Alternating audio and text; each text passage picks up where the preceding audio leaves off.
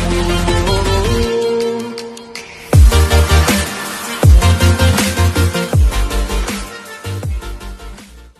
lagi bersama saya Agung Sadullah Gumelar di Beyond Education Podcast bersama Pak Doni. Halo semuanya teman-teman. Oke, Pak Doni, ini ada request nih dari viewers kita. Kayaknya viewers itu bercerita tentang terkait dia itu sedang menghadapi problem, Pak. Tapi problem secara umum mungkin ya, dia tidak menyebutkan spesifik problem dia apa, namun dia menyebutkan problem. Jadi bagaimana sih katanya cara mengatasi sebuah problem, atau misalnya bagaimana sih cara kita bersikap, atau bagaimana cara kita bisa memecahkan sebuah problem. Jadi pertanyaan seperti itu. Dan terima kasih kepada viewers yang sudah mengirimkan pertanyaannya, masukannya di komentar. Silakan kalau ada lagi, silakan yang lainnya juga bisa lihat di komentar ya, atau misalnya komentarnya ditanyakan apa yang menjadi kegundahan atau kebingungan dalam menghadapi kehidupan ini. Oke, sekarang kita bahas problem ya Pak ya, berarti ya. Oke, baik. Bagaimana Pak menurut Bapak apa sih problem itu Pak? Oke, ini menarik ya, karena baru pertama kali nih kita mendapatkan pertanyaan dari viewers.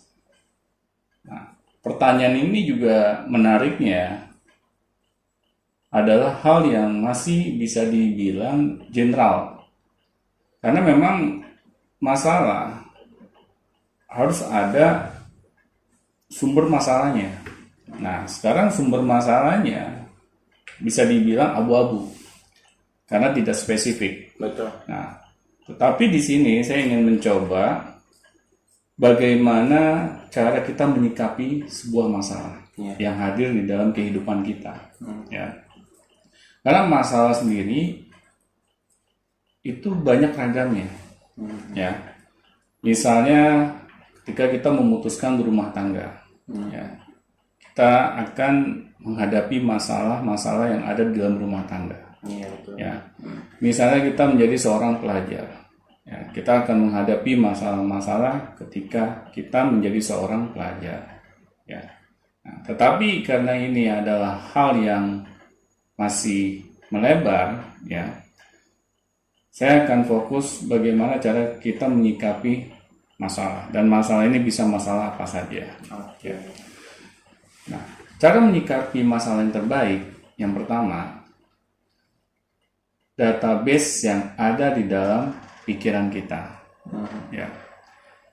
Kalau kita tidak memiliki wawasan, ilmu, ya, yang luas, akhirnya masalah apapun yang terjadi dalam kehidupan kita akan membuat kita menjadi galau, menjadi stres, ya, menjadi reaktif. Ya.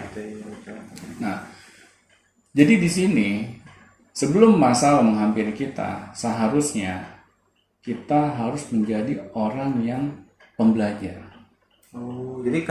Jadi stres, galau, dan reaktif itu karena dia tidak banyak database-nya terkait hal itu gitu ya Pak? Benar.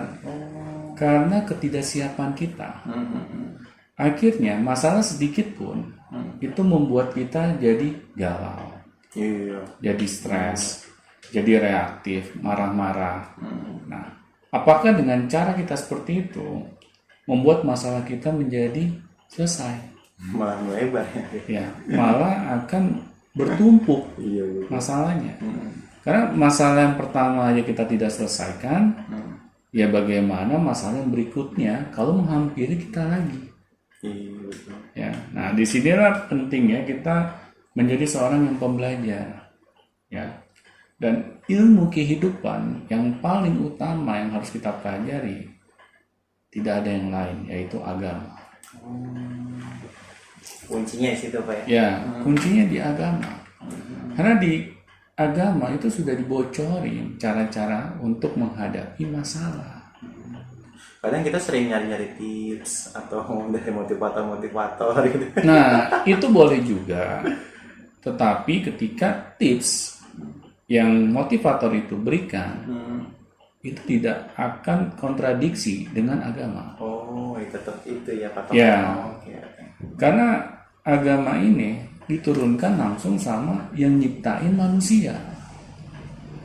Nah, jadi lebih baik kita langsung cari ke sumber yang paling utama, ya, yaitu yang nyiptain kita. Iya juga. Nah, tapi kalau kita tidak langsung mencari sumber yang utama, akhirnya kita seperti berputar-putar. Nah, disinilah kita diberikan akal pikiran oleh Tuhan, ya, pasti untuk kita manfaatkan, kita gunakan, ya, demi kemaslahatan kita dalam kehidupan. Ya. Saya juga merasakan dulu sebelum dekat dengan agama, sepertinya ada masalah sedikit aja di dalam kehidupan saya, itu membuat saya jadi stres, jadi galau. Ya contohnya misalnya pas zaman remaja ya, diputusin sama cewek saya, ya, sama pacar saya, langsung deh dengerin lagu-lagu cinta, ya. Terus lagu cinta yang saya pasang itu bukan lagu cinta yang memberikan semangat, tapi malah makin galau, gitu. Karena database pada saat saya masih remaja, itu tidak dipenuhi oleh agama. Ya, agama di sini bukan hanya hafalan ya. Iya. Oh, persepsi agama di sini bukan hanya hafalan gitu. Bukan hanya hafalan, tapi yang lebih penting itu pemahaman. Pemahaman tentang agama. Tentang agama. Nah, itu yang kurang pada zaman saya masih remaja. Akhirnya masalah apapun yang menghampiri saya pada saat itu selalu membuat saya seperti tidak berdaya. Tapi kadang bunuh diri. Nah, untung nggak sampai ke sana gitu ya. Cuman kan banyak ya kasus-kasus remaja zaman sekarang baru diputusin cinta sama pacarnya, ya, memutuskan untuk mengakhiri kehidupannya. Ya. Apakah dengan cara dia mengakhiri kehidupannya menyelesaikan masalah? Ya. Jangan remaja aja. Orang-orang yang sudah dewasa juga banyak mengambil keputusan untuk mengakhiri kehidupannya ketika dia mentok. Ya. Nah, padahal dia tidak sadar gitu.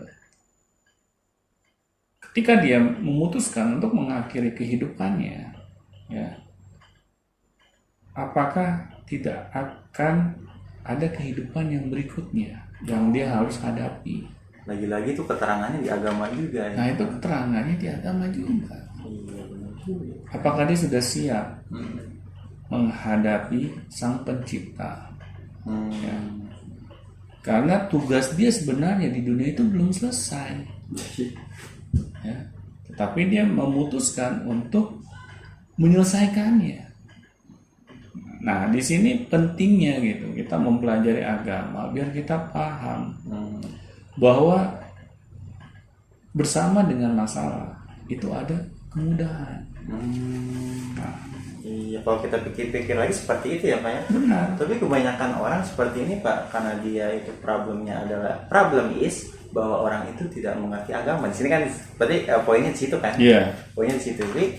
Jadi bagaimana Pak caranya kita agar bisa memahami agama gitu? Oke, ini untuk simpelnya ya. Di zaman seperti pandemik sekarang nih, waktu kita kan lebih banyak itu di rumah. Ya betul. Ya. Nah, kita bisa manfaatkan. Kalau saya pribadi pada saat ini, saya mempelajari agama itu dengan mendengarkan tausiah-tausiah agama. Oh, iya. Itu tidak perlu kita ke sebuah perguruan tinggi atau kita harus mendatangi sebuah komunitas. Cukup di depan laptop kita dan kita setel YouTube. Simpel ya. Simpel. Karena banyak di situ para ulama-ulama, ya, para motivator juga, ya, itu memiliki channel YouTube mereka masing-masing, dan kita tinggal pilih, gitu. Ya, kita mau mendengarkan siapa. Ya, zaman sekarang udah semakin gampang gitu mendapatkan informasi seperti itu, Pak. Iya, ilmu tuh bertebaran, gitu. Apalagi di internet ya. Tinggal kita mau nggak untuk belajar. Intinya di situ dulu.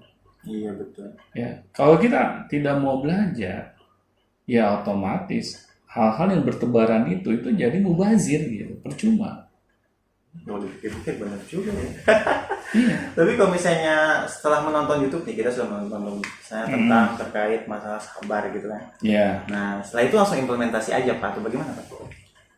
Apa yang kita pahami, langsung kita action kan, kita implementasikan. Ya.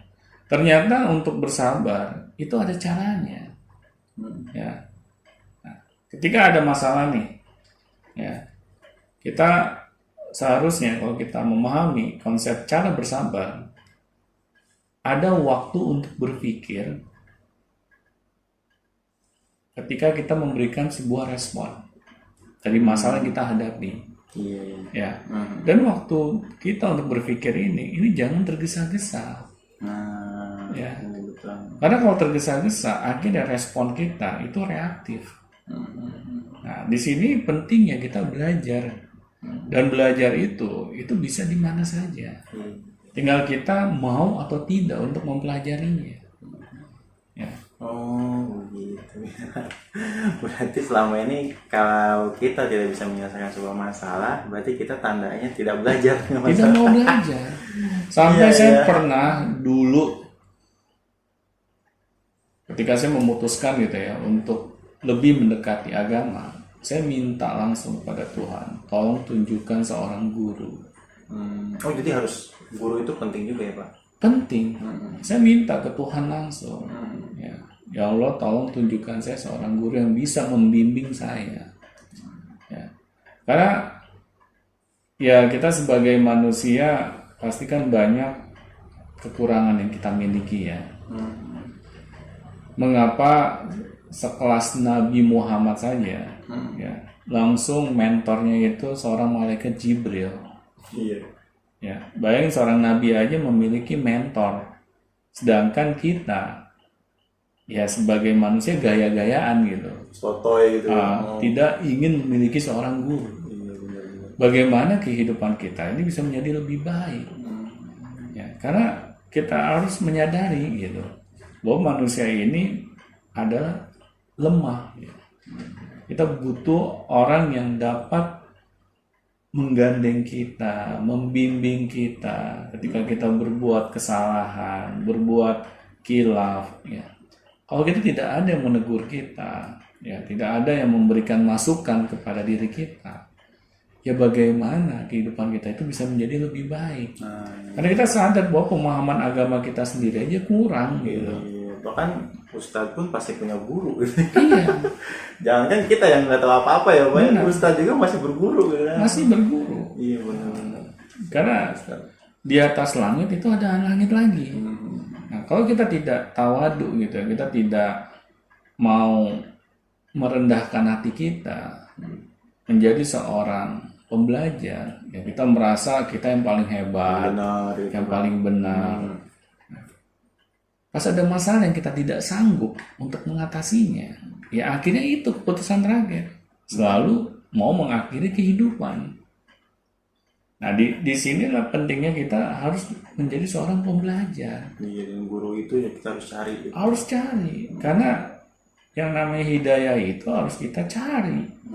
Harus kita kejar, kita tidak bisa gitu. Hidayah tiba-tiba nongkrong di depan pintu rumah kita gitu. Ya, nggak bisa seperti itu. Kalau misalnya gini Pak, karena kan orang itu banyak kebingungan nih cara mencari guru Pak. Ya itu, berdoa. Oh, berdoa dulu. Doa ke Tuhan. Iya. Ya, minta guru yang dapat membimbing kita. Itu juga saya lakukan.